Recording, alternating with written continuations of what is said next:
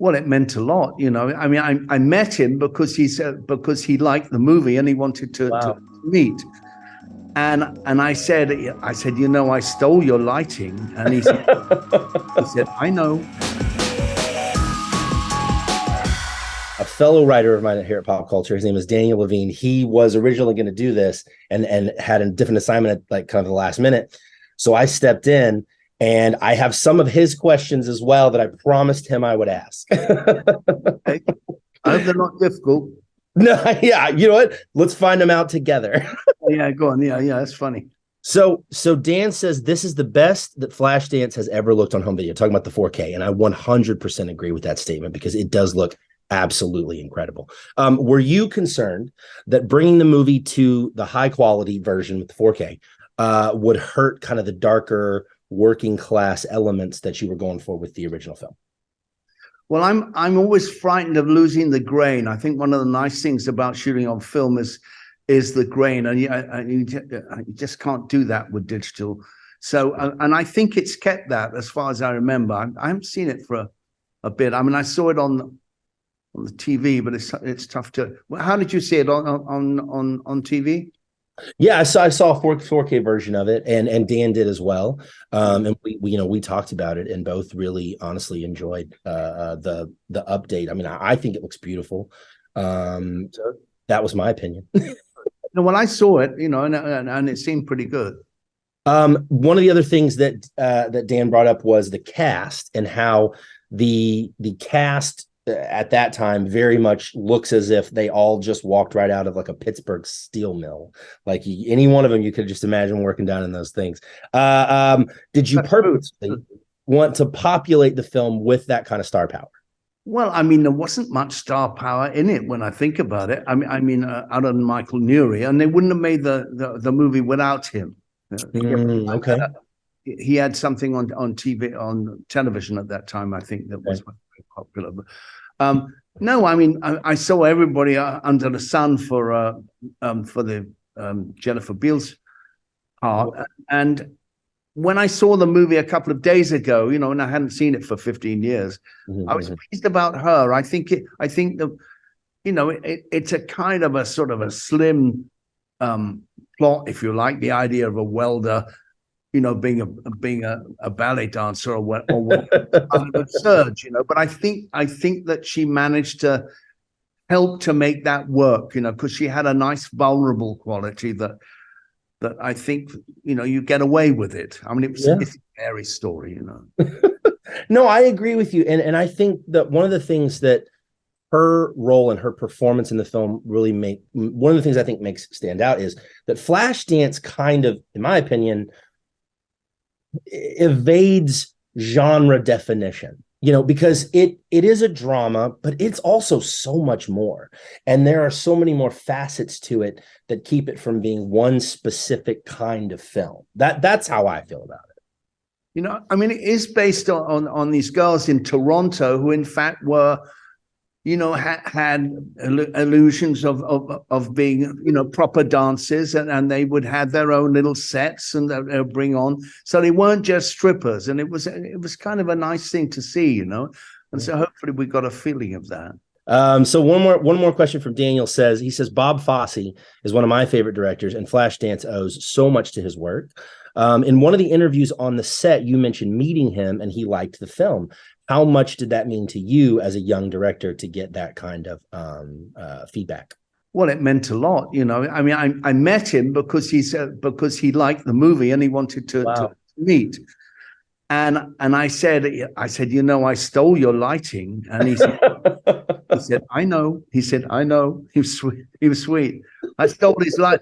There was I used a follow spot on which is you know, a very hard light.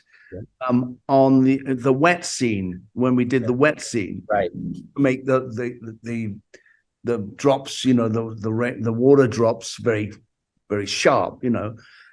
And he'd done that in Lenny when he used Dustin Hoffman. He used a follow spot on that. So that was great to meet him. It's marvelous. That's really cool. It's interesting, you know, man, Flashdance and for what it is, and for the music too, has stayed so relevant all these years. And what's so funny is just today, this is not a joke, it's not I don't know, it's a coincidence.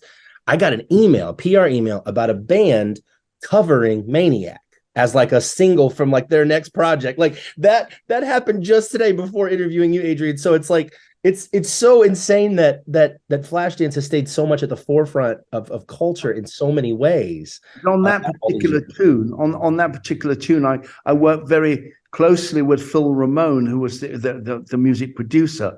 Yeah. And I remember before working with him in the studio, I'd seen or listened to a band called Kraftwerk, which is a German group, Kraftwerk, I think it is. Yeah. And they had a kind of a motif in the rhythm section that was like a bell. It was like bing bong, like that. And I played it to him, and I said, "Look, let's steal this." And he thought it was a good idea, so we did.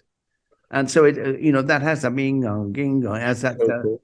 I love it. I personally, I'm a huge fan of Maniac. I love that song a lot. I love that song. I feel like it's something that was always on when I was a kid, maybe, always in the car. Yes, of course. So this is always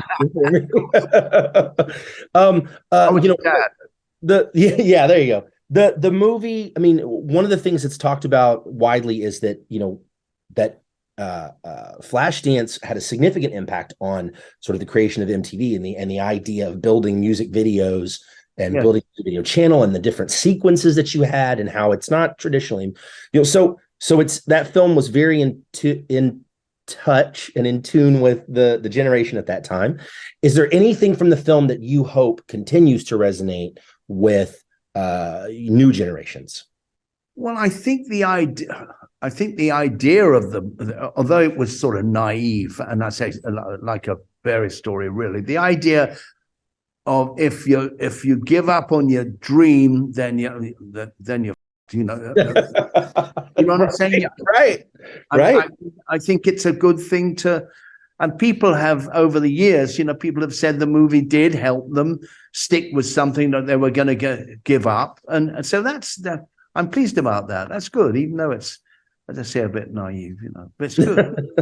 Well, no, I'm with you, and I think that there is a clear moral to the story there. Don't give up, endure, persist. Right. Stay at it. Like practice makes perfect. Exactly right. Yeah. Well, the movie looks beautiful in 4K, and I know that audiences are going to love seeing it that way, especially, people who've been fans for a long time. I wanted to ask you, if it's okay, before our time is up, about the Fatal Attraction series that's coming to Paramount Plus, and just kind of get your thoughts on that. I didn't know if you had any opinions or whatever. Well, I haven't seen the trailer. I wish I had. I was gonna. I didn't look at it. So, but it sounds interesting. They've got a very good campaign of like posters. I won't be ignored. I won't be ignored, Dan. That's what it says. And I thought that was a nice idea. The actual campaign was good. I won't be ignored, Dan. It's such an iconic line. I use that on people today. Like if I text someone and they don't get back to me within like whatever I've determined is the appropriate amount of time, I will send them that picture. I will not be ignored. That's funny, man. That's funny. Did you have any idea that line was going to be as iconic as it is? No, I really didn't. I didn't. No. It just happened to turn out that way. Yeah, I guess it did. But it's funny because I went to, this is going to sound truly pathetic, but I went to the AMC in Century City, and they've got in concrete all sorts of sayings from different movies. Okay. And I was really hoping that I won't be ignored, Dan was going to be there. And I went all the way around it wasn't there. Oh, no. You know what? I'll tell you what, Adrian, listen, I'll get a chisel and a hammer and I'll meet you there. I'm doing it myself. I know it's pathetic, right? But it wasn't there. Well, Adrian, listen, it's been a pleasure chatting with you today. I really, really appreciate it. Absolutely. You're an incredible filmmaker and I have been for decades. You've never missed, sir. Thank you very, very much for taking the time. Thanks so much. Lovely to see you. Have a great day, sir.